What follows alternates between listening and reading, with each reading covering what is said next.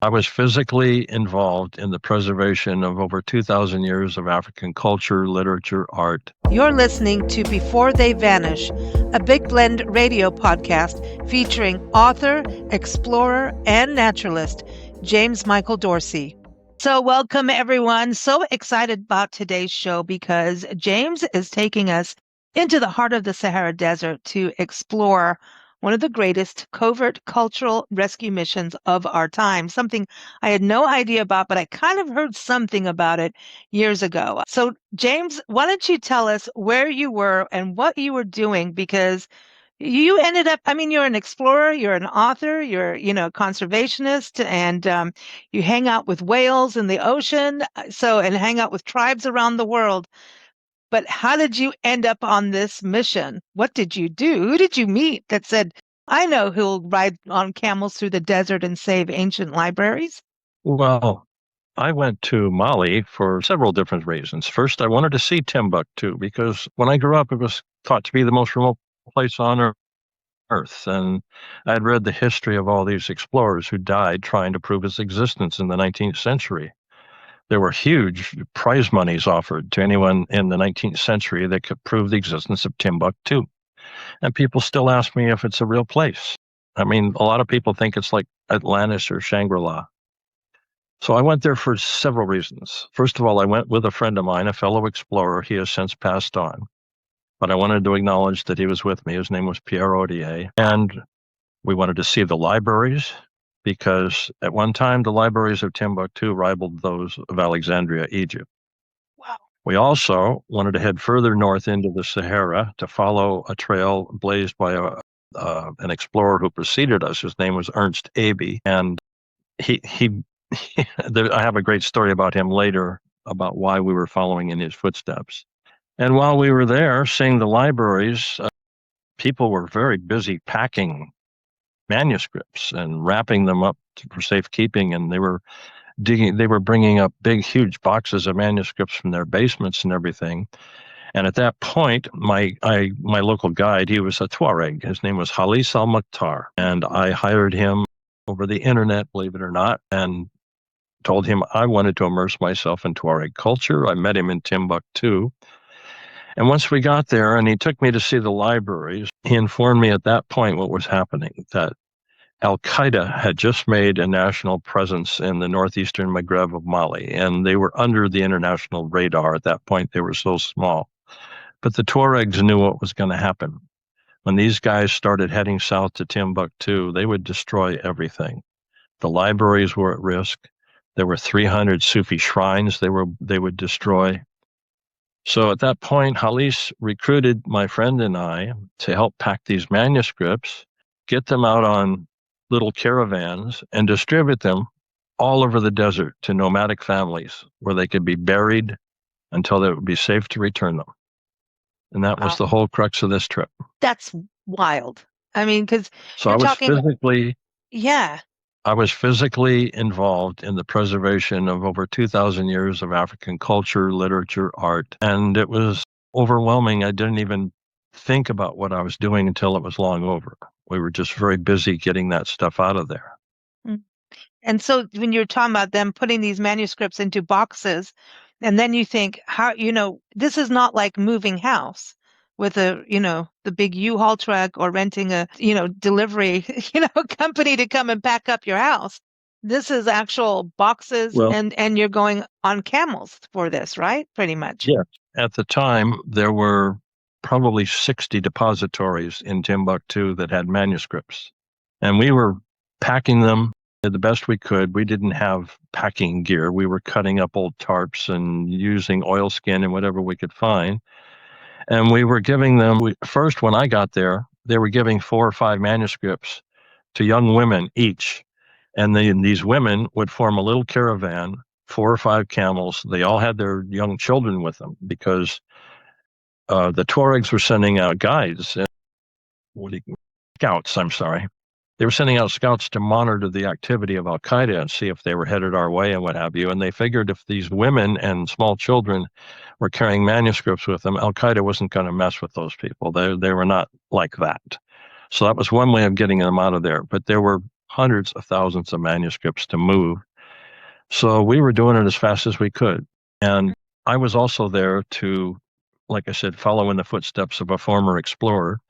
So when it was our time to leave Timbuktu, we loaded up 2 Land Rovers with as many manuscripts as we could grab in there. We joined a camel caravan for 3 days. We were dropping off manuscripts everywhere we went on that. Then we drove 150 miles north to an ancient village called Araouane. And when I got there, there was a vast selection of manuscripts already there that they were distributing to people. And these were being buried in the desert. Unfortunately, there was no organized system.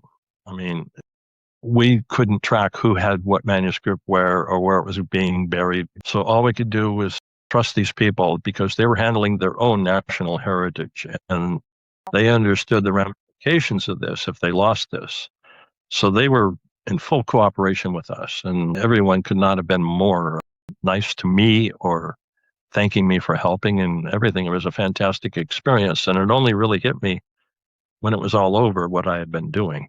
Yeah, because it's just like, oh, this is a cool adventure, but this, and then later we know more about Al Qaeda now than at that time frame, right? Because this was a couple, like 10, 15, 20 years ago. Almost 30 years ago, Oh, yeah. yeah. So that was the beginning, right? Yeah. Yes, I they don't even had just, think Al Qaeda had a name yet, right? well, yeah, they started calling themselves that about 96. And Okay. there was an affiliate group called Ansar al-Diniyeh that were a smaller subgroup of them. And together they were taking over West Africa at the time. So I was in and out. By the time I got out of there, Timbuktu fell to these people. They declared Sharia law. Any manuscripts that were still in the city were either looted or burned. And I have photos of all of this. And the Wow. 300 Sufi shrines, they each had a family who was assigned as a caretaker to each shrine. All of those shrines were blown up. That was the I first action. remember that making news. I remember that. First thing they did when they took over Timbuktu. Yes. So I don't know how many manuscripts we saved. I know it would have been tens of thousands because there were a lot of people involved in this.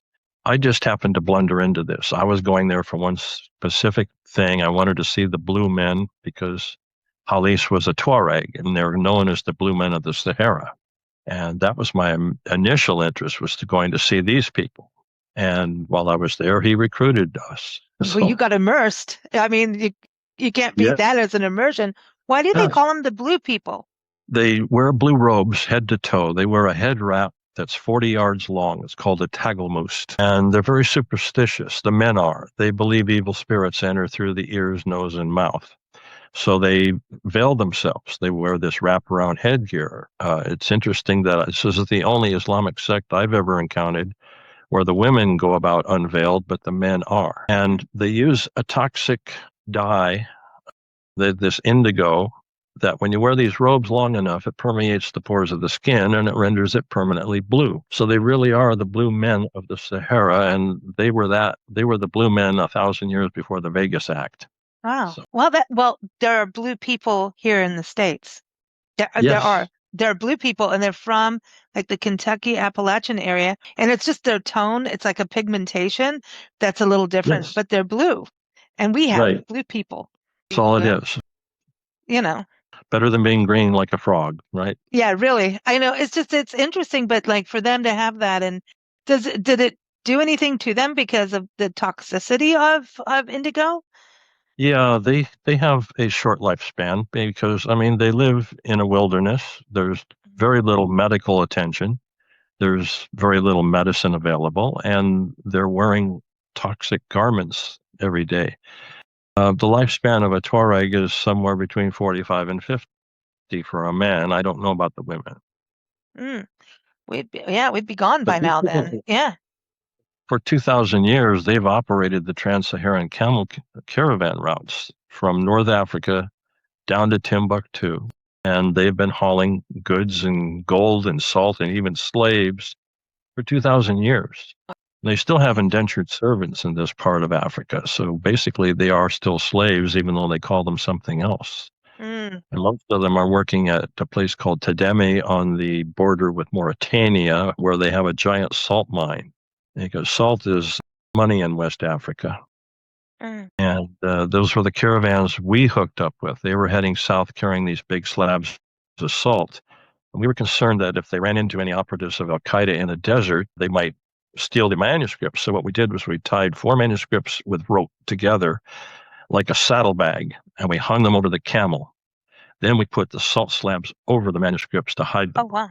Fortunately, none of these caravans ran into any Al Qaeda people, so those manuscripts got out. I only saw some of them from afar while I was in the desert.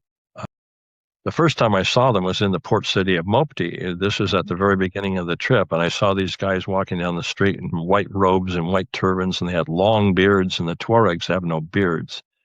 So I was fascinated, and I started to take a picture, and my guide Halis grabbed me, and he pushed me into a doorway, and he stood behind me, like covering me, until these guys walked past.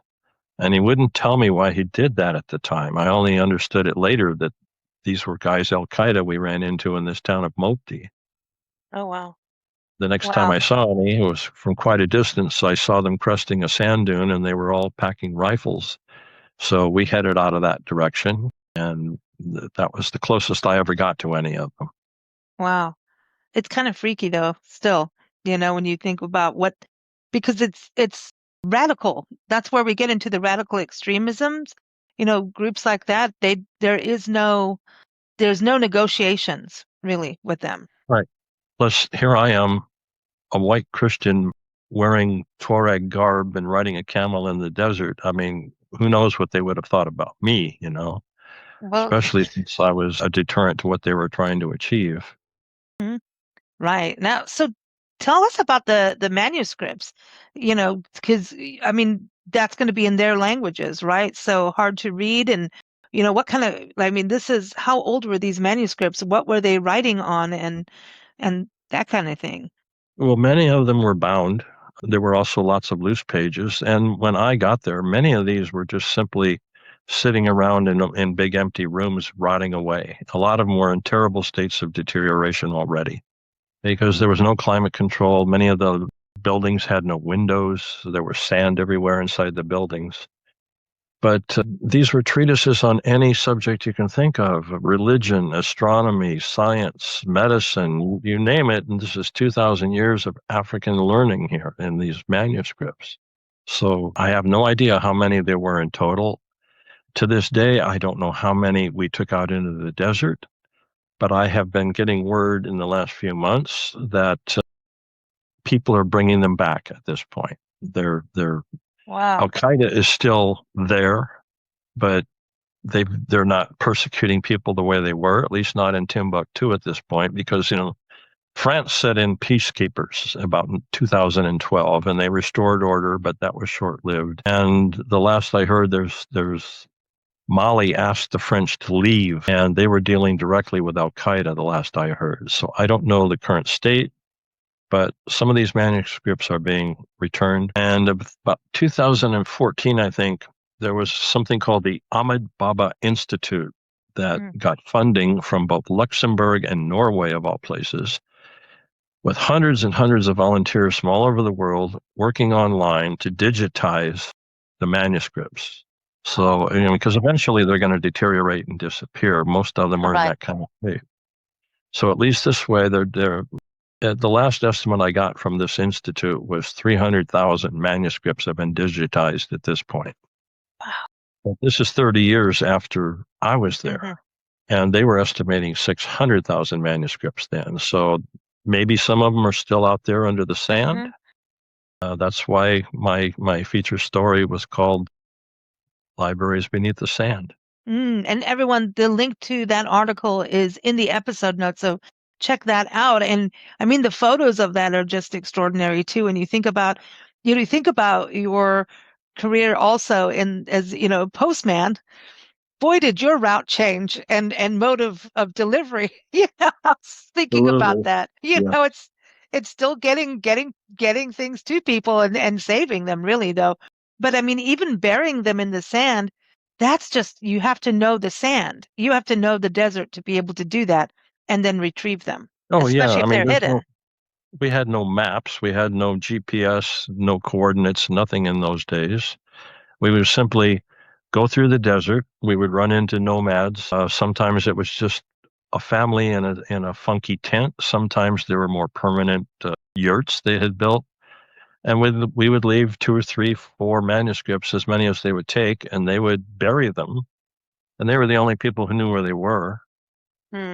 So, and then, like I said, we never had any doubt that they would take care of this stuff because they were handling their own history. Yeah. I think, when we look at how our libraries today in the United States are battling to be there, and I have a friend right now trying to open one. And at the same time, we're dealing with so many issues with our libraries, even the fact of librarians can be arrested and booksellers can be arrested. You're an author.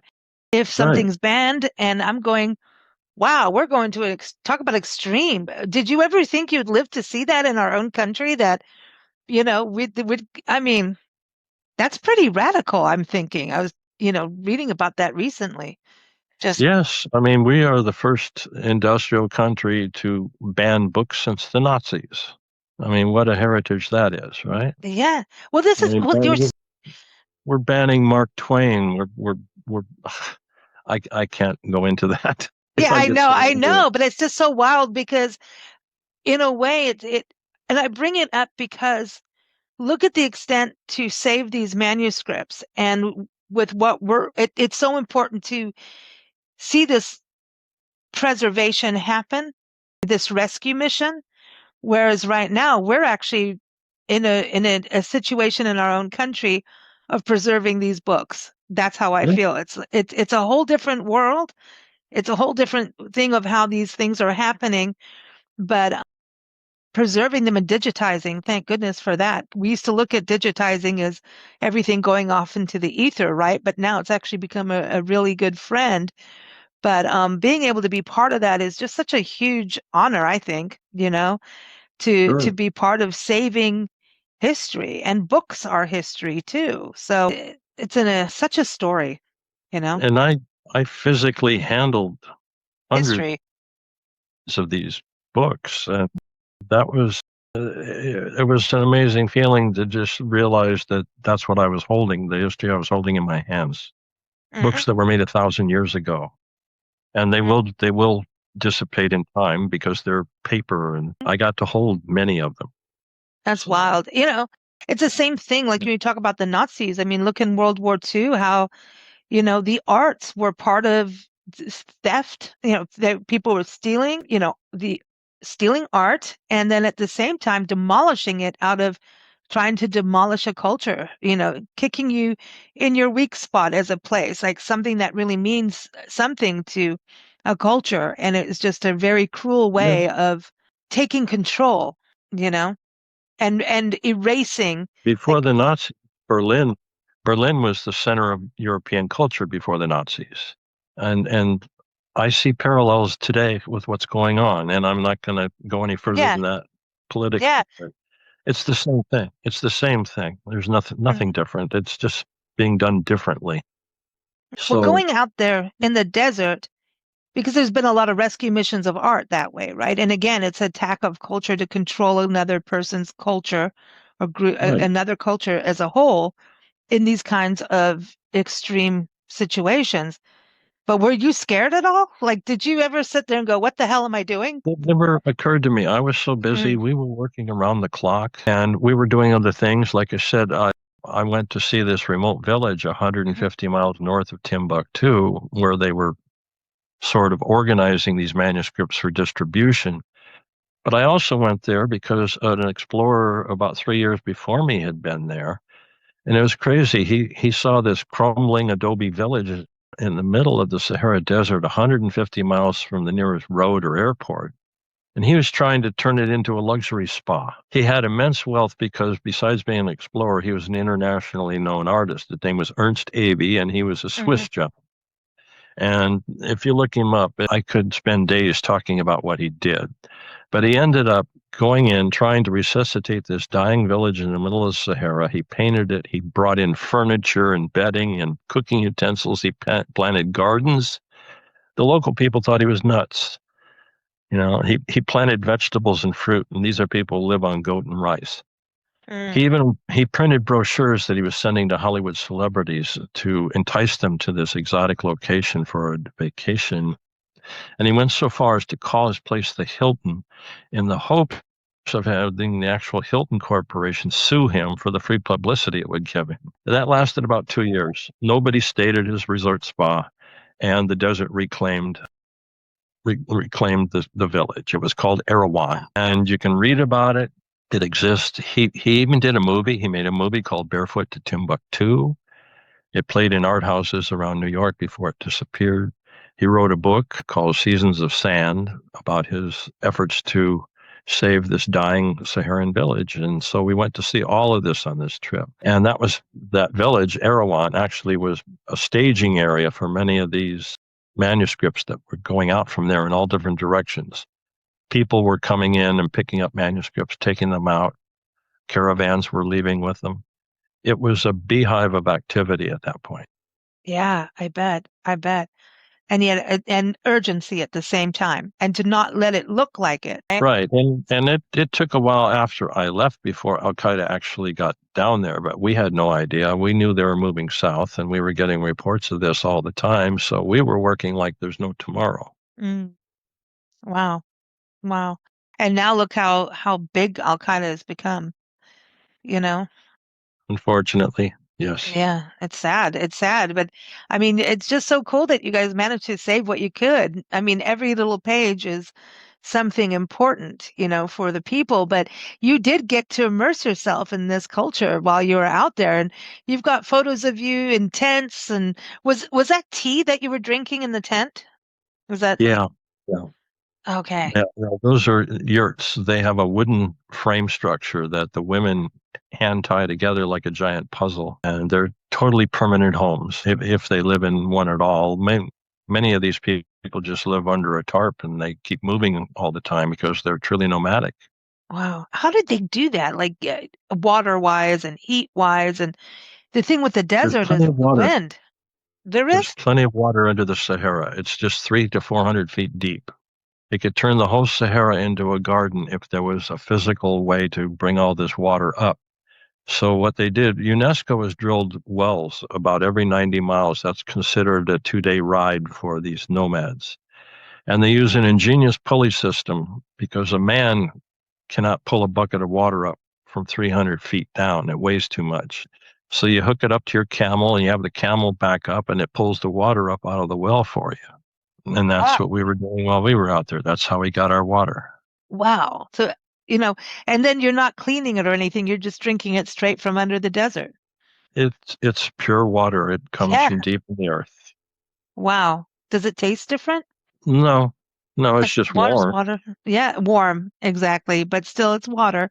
So the camels are indeed ships of the desert. They're saying, here, we'll get the water for you. And so how much of, like, when you're out in that kind of, how much riding of camels is being done versus also them being pack animals?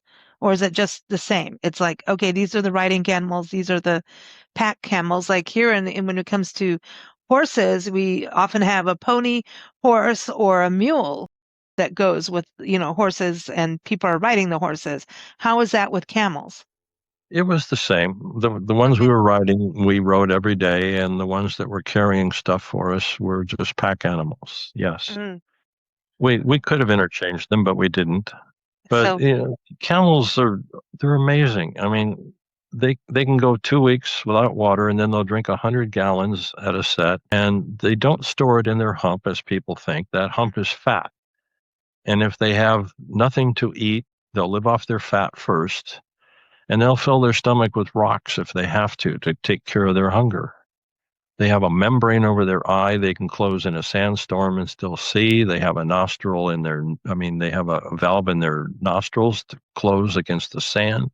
And when they're in loose sand, their foot pads expand for traction. When they're on rocks or hard surfaces, they contract act like a vibram sole. These are amazing animals, and they are perfect work animals for that environment. That's amazing, isn't it? That is just incredible. Do you like riding them? I love camels. It was like meditation because they walk side by side, right? The front and back legs on one side go at the same time, not like a horse with alternating all fours. So it's a swaying motion that becomes almost meditative when you're riding. Mm. Having said that, they're also very ornery critters. Mine tried to bite me every day, and they are fully capable of spraying a concentrated stream of urine up to about 30 feet, which they will do when they get angry at you. Wonderful. Yeah, like I was telling you before, my time with camels, man, their drool stinks. I mean, but I think they're amazing creatures. They've just how they go across the desert, like you're saying, and how their survival is. But yeah, the sandstorms are real. That's why I was wondering, like, how did they do this with the manuscripts and get it far down enough that they don't go blowing with the sandstorms? Because I've been in so many sandstorms and they're pretty epic. Yes. Well, I don't know. I mean, we weren't watching people do this. We would Okay. leave stuff with them, and And then we move would on. move on because it wasn't my business where they were hiding it, and I really didn't want to know. Yeah, no. You just like close my eyes. Hello, goodbye, But you got I to meet was all the people I though, was right? the delivery person. Yeah, I was just the delivery person. You know. Wow. Now, I know that obviously you've written the article and did a feature on that, but you also speak because, before they vanish, this is something that you do as a speaking engagement in Monterey, where you are based out of in Monterey, California. But this is something that other people can call you up and say, will you come and tell the story of this? And Sure. your other stories. I mean, this is pretty epic. You have to pinch yourself later, right? I mean, when you got Absolutely. home, you had to go like, dude, what did I just do? I still do it now when I think about it, 30 years after the fact. Yeah. Yeah, that was an amazing time. But it took a little bit of history to pass before it all sunk in. And to put in perspective, because I don't think we were getting much news over here of what was going on over there, or No, actually even understanding it. no, that's true. I mean, when's the last time you heard any news coverage of Timbuktu, right? Mm. That part of the world is not newsworthy to the West. I mean, just not interested in it here. But And we didn't have the I, internet as such. Well, we did have the internet. We did. We did. Barely, though, right? That's when it's interesting when you talking about getting your guide on the internet. We were right at the beginning stages then of the yes, internet. yeah, and he was operating out of an internet cafe when I found him. He was taking tourists on a camel out into the desert, maybe 100 yards from Timbuktu. We would build a little fire. They'd sleep in a tent. They'd ride their camel back into town the next day, and they'd pay him for this nomadic experience. That's what he was doing for a living. Because he maintained a house in Timbuktu, but he also lived part of the time in the desert, and he moved back and forth between the two. When he needed money, he would do his tourist gig, and he would buy supplies, and then he'd go live in the desert for a while. And that's where I found him and where we hooked up. Now, with all the guides that you've met around the world, do any of them stay in touch? Because, I've, a lot of the travel writers I know, they stay in touch with the guides, even on Facebook and everything. It's a little different. And, when we left Africa, I mean, all the people we knew stayed in touch as best they could as well. Now it's a little different because we have Facebook and we have all those things. But do you stay in touch with any of them? Quite a few, not all of them, but yes, I'm in touch That's with cool. some from way back then. I would like to know what happened to Halis because the last I heard from him was after Timbuktu fell. I got an email from him. He was in a refugee camp in Burkina Faso. And he said he hoped to return to Timbuktu, but he'd also said that he'd met a woman from Colorado and he wanted to get married. Well, So yeah, I've never heard from him since, and he hasn't responded.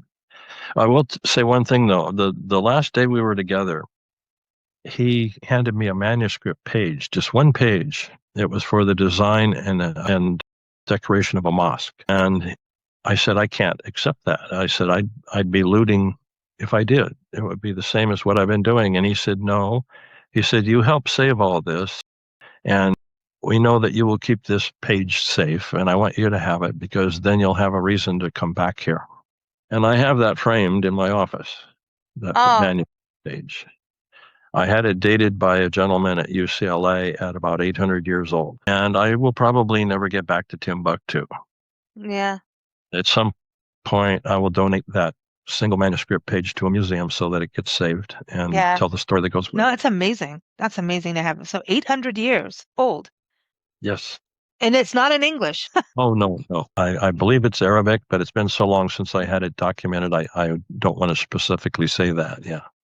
And so were they using like local dyes? Like you were talking about indigo. I mean, we have indigo that was being done out here in the southeast and grown but that's maybe because of the African cultures knowing indigo. I'm not sure actually how we got indigo here. I need to look that up. But I don't know. A lot of people told me that they import sea urchins for their ink to make this stuff. I don't know about yeah, it I have because heard of sea Mali's urchins. landlocked. Mali's a landlocked nation. Hmm. There's no access to the sea. But Hmm. interesting enough, in I actually found whale parts, I mean whale bones that were for sale in some of these villages. So who knows how they got there? Oh, trading, you know, Yeah, trading. Yeah, it could be trading. It could have been, Americans bringing him from Massachusetts over. that's totally possible. It is possible. It really is kind of crazy how we find that. I mean, because we get, in the Southwest, some of the tribes people that I've met have, macaw feathers that have been traded, through ancient times. And, Hmm. the kids have them now, through the indigenous cultures here from trading down from the South back in nomadic days, and being nomadic, that is just so wild. Like to be out in the desert and be completely nomadic. What were their main reasons for being nomadic instead of, setting up in a village? I don't think there are reasons. It was just what Oh, they they have are. done for thousands of years. I mean, they live that lifestyle as easily as we live in a house. Mm. I mean, UNESCO has said that there's approximately 11 million nomads on this planet today. They're hereditary nomads. That's not counting refugees or anything like that. Or These people are, like me who don't stop traveling. well, yeah, Well, yeah. isn't that funny? Because when we first started, people looked at us like we were crazy, and we've always gone, well, we've all been nomads at some point in our lives, in our history, I should say. So Hmm. isn't that normal? Yes. It's yeah, I mean, Well, I mean, that, the term digital nomad is now part of our lexicon, and that didn't mm, exist 4 or 5 years ago. mhm. Yeah, it's just, it's part of, I don't know, it's I part of have our I have DNA. a friend who I have a friend who's been traveling nonstop for years. He's a digital nomad. He's a lawyer in Los Angeles. He travels for 3 months and then he'll go back and handle a court case to get some money, and then he goes back on the road. Hmm. Last I heard from him, he was crossing Afghanistan and getting daily help from the Taliban. So the world is full of people like that. Wow. I know, I love it. There's just this whole other culture of people just going out and experiencing and exploring like you do that is just not what suburbia is like. It's just completely opposite. And I'm really thrilled to see so many younger people now on the road, saying, I'm not doing the traditional life. I'm getting a van and I'm going to live in my van. Maybe, they may do it for 5 years, 10 years max, I suppose. Everyone's kind of got into this. Like, why not do it? I'd rather invest in something to move around in than a house. It's completely changing. And we've been doing it since I was a kid. I mean, it's just been like, no matter what, it is who we are. And I just love to see it because there's nothing like being able to experience different cultures, to also and being nomadic is different than being a traveler. In a way, you're a traveler, but it's really slow and immersive, where you're hanging out in a place for a little longer. You know what I mean? You're living in it. And that to me is really fascinating to do, Yeah. so like Well, these people. in October, I'm going to Mongolia, and I'm going to spend quite a few days with the eagle hunters, and they are nomads. So I'll be staying with a number of different families doing this. I'm going to do a feature story about the eagle hunters. Wow. So you're going to be moving with them. So yes, yeah, I'll be on horseback. Okay. Um, they use Mongolian ponies are small, compact, and very strong. Not nearly as big as American horses, but that's what they use there, and that's what I will be riding, and I'll be working with hunting eagles. Wow. Wow. Going back to, where you were going through in Timbuktu and those regions and moving, these caravans that you're talking about, are they taking their goats with them? So it's like it's not just the camels and a tent. They're taking their food along, right? Yes. Goats and rice, and that goat stressed all the way, had to walk all the way with the camels and keep up, and then it's like, thank you, now we're going to eat you. That's what's going on. Yes, that's their life. Yeah. So they weren't gardening at that point there and when in those cultures. But then there are other gardeners, those who were growing dates and things like that. So we do have that. Some cultures do that where they settle down. So I don't know if it's the same cultures, and some say, hey, I'm splitting, I'm going on the nomadic zone, and others stay behind. What do you think from your adventures out that way? Well, okay, traditionally the Tuaregs are nomadic, but in the city of Agadez in Mali, there are a number of settled Tuaregs who have adopted to modern city life. And in fact, they are under contract. They have an atelier there, a studio. Let me backtrack a little bit about this. There are 21 symbols called the Cross of Agadez, and these all have religious significance for the Tuaregs. There are 21 different ones. And the Tuaregs who have settled in, I forgot the name of the town now, Agadez? No. Anyway, they're contracted with Hermès of Paris, and they are using those designs from their crosses. They're putting them on buckles, on women's purses, on women's shoes. They're using the design on Hermès scarves. And these people are making money hand over fist. And they used to be nomads. Now they live in a big city and they're making money. So they're all they're all Berbers, they're all Tuaregs, but they're not all nomadic anymore. And that's the same with many cultures. The Maasai used to be totally nomadic. Now they're settled. So it's changing with the times. So it's part of the vanishing part. They may still be here, but the way of life is vanishing.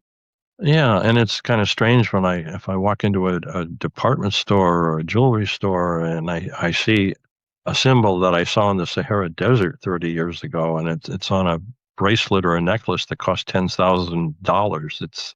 It's a bizarre feeling, but they've done that. They've commercialized their heritage. Well, it happens. You know what I mean? But it's so when people travel and you're talking about, these are different religions, right?